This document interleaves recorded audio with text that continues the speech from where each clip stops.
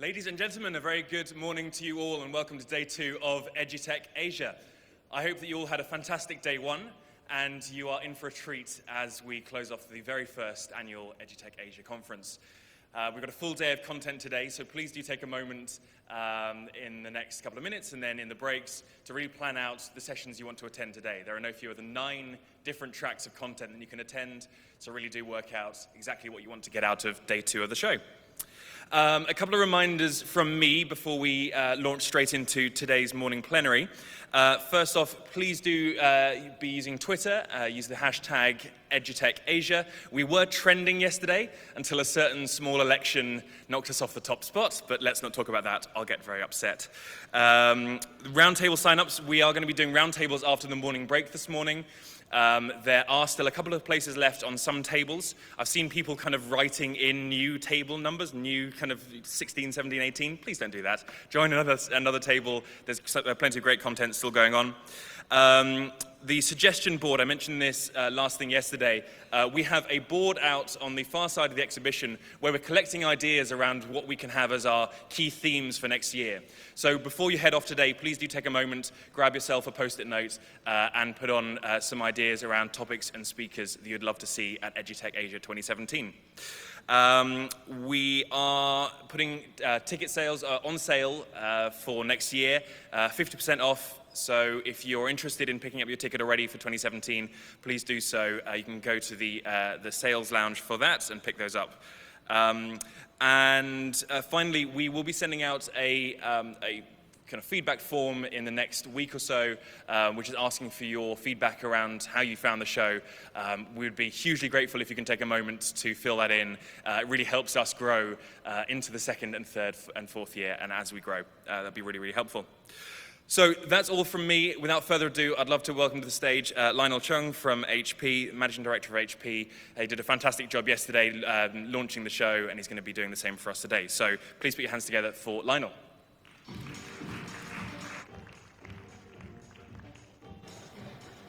Hi, good morning, everyone. As you can tell, we changed the seating arrangement from conference style, classroom style, towards team-based learning. So, I trust that all of you, for those of you who came yesterday, we had a very productive day yesterday from the exhibitors, the dialogue that we're having, the networking sessions, and for those of you who came just for the first time today, a warm welcome to EduTech 2016. I'm also especially pleased that the sun did rise today, as outgoing President Obama had predicted correctly for the first time in 48 hours. But more than anything else, from the presentations that we had yesterday, the presenters themselves highlighted some of the challenges and also the opportunities in education ICT. I myself shared some of the trends that HP was seeing in education, the trends in employment, and with the overall umbrella of ICT. I also ended my talk with a rallying cry for both exhibitors and also educators alike. Today, I want to shift the focus away and elaborate further how we can transform from a content-centric pedagogy towards one that is student-centric and also contextually relevant. And the reason why we want to do so is because we want to transform. We are here today to transform how teachers teach and hopefully how students are learning in this digital economy. Now, educating the digital natives requires a new paradigm of pedagogy. In fact, Mark Prensky, the originator of the term digital natives, hypothesized that the massive proliferation of technology has enabled the way students are learning and making it very hard for them to excel academically if schools continue using old, outdated pedagogy. We need to start with the objective in mind and then decide the learning outcome in mind and then decide which technology fits that objective. This involves basically flipping the way we approach the challenge itself.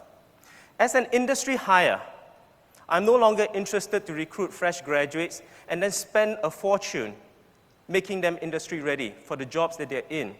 I'm really looking for industry ready fresh graduates who can instantly fit into the job role, because the world is now changing faster than ever and also more connected more than ever.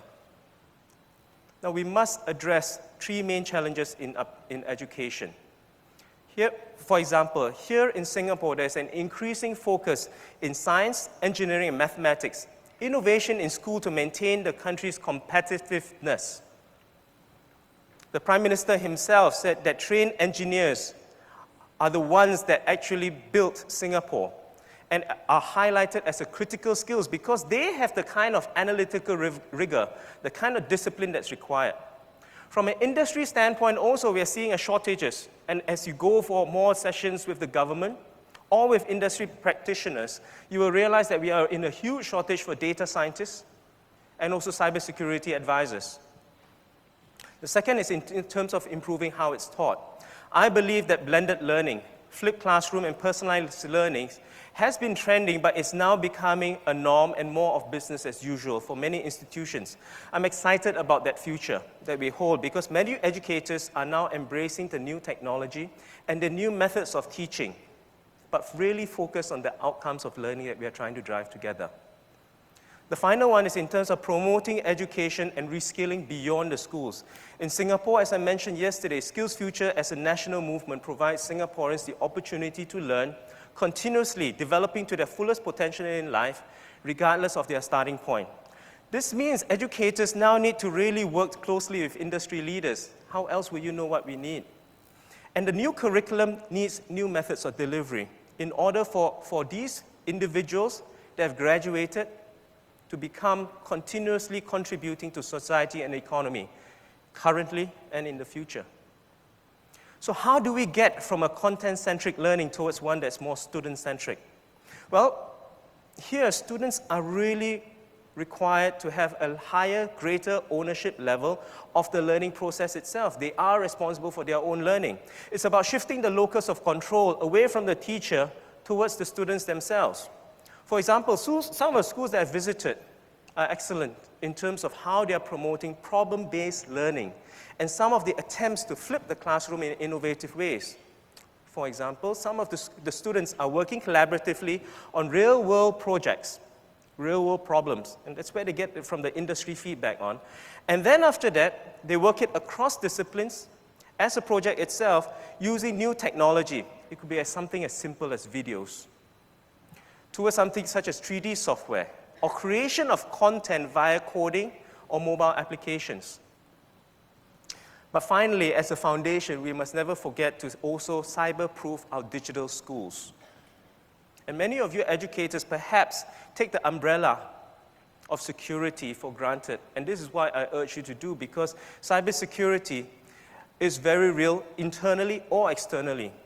For example, this year alone in the United States, thousands and thousands of printers across more than a dozen colleges were hacked to send out hate flyers due to unsecure connections.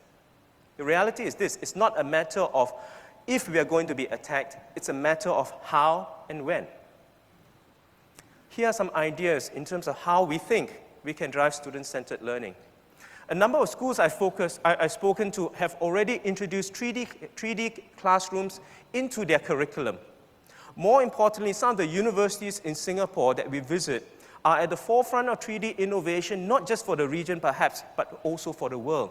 It really starts in some of the kindergartens, towards primary, towards secondary, and then right at the top you do get degrees when you are involved in 3D printing, and alongside with it, some of the courses involving 3D printing in Skills Future.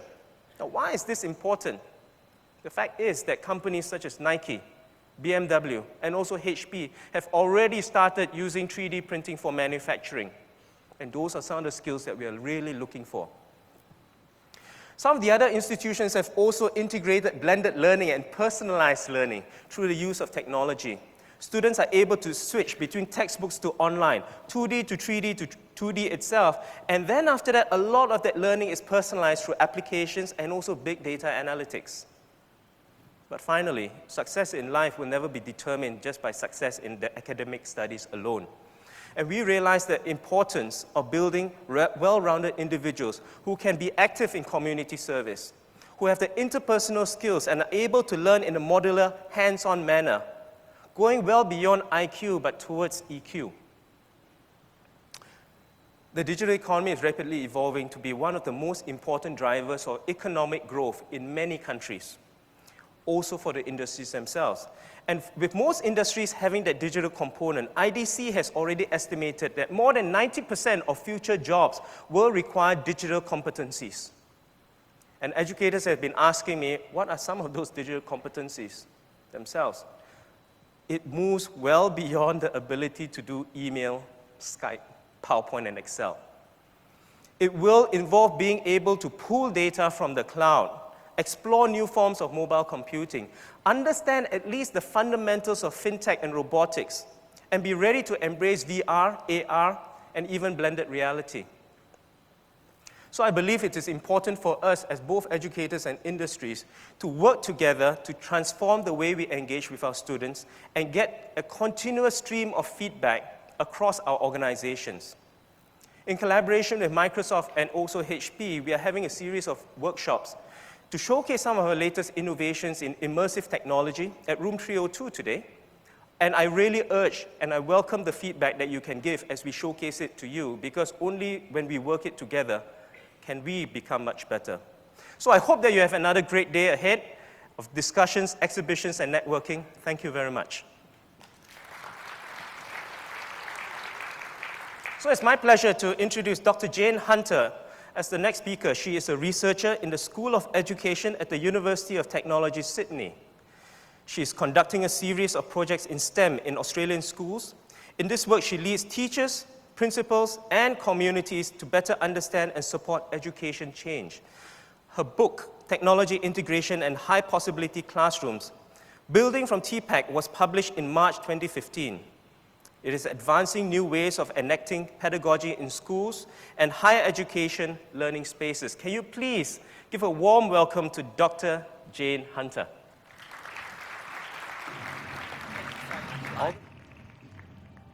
Thank you so much. Thank you, Lionel. Good morning, everyone. Welcome back to day 2. I had an excellent day yesterday. There was a lot of laughter and fun, but it also was a very historic day.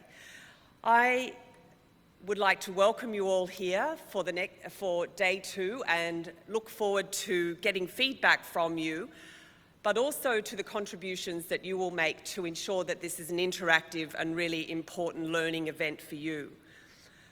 Before I talk to you about my role at UTS, I just wanted to share a text message that I received from my son-in-law about an hour ago. And it picks up on a number of points that Lionel has just made about the use of technology, but also in terms of young people and how we're in this big game called education. And it's really important to think of that in the context of the creation of a good life. So this is the text message that I just received.